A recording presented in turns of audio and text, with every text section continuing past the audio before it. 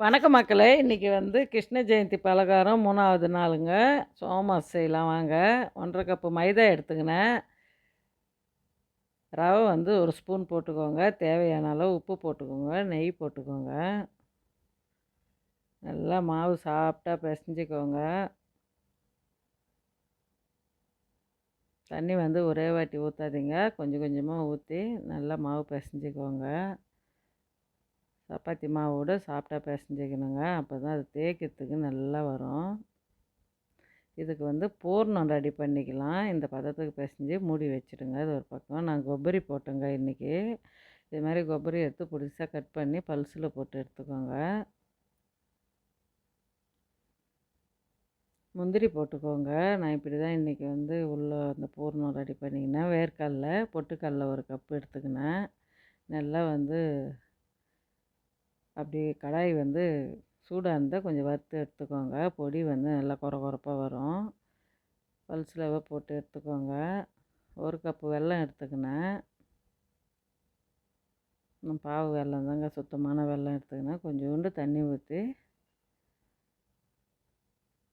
நல்லா வெல்லம் கரைஞ்சிது. பாவு வேணாங்க, லைட்டாக பாவு வர்ற மாதிரி இருந்தால் அதில் எடுத்து இந்த பருப்பு பொடியை கொட்டிடலாம்.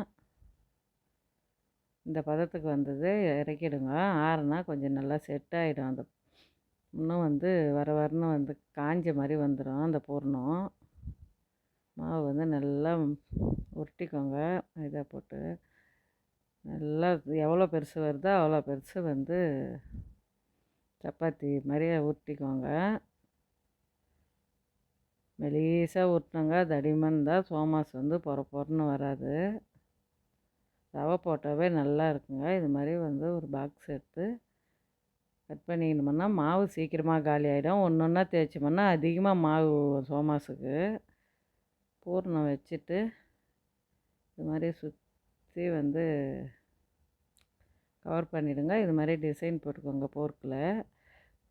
சோமாஸ் வந்து ரெடி ஆகிடுச்சுங்க. கடாயில் எண்ணெய் ஊற்றி எண்ணெய் நல்லா காயட்டும். காஞ்சி தான் போடுங்க சோமாஸை.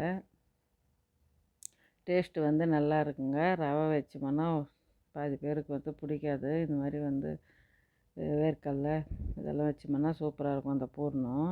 இந்த சைடு அந்த சைடு திருப்பி போட்டு மேலே மிதக்கிற மாதிரி அந்த பபுள்ஸ் அடங்குந்த எண்ணெய் பபுள்ஸ் எடுத்துருங்க.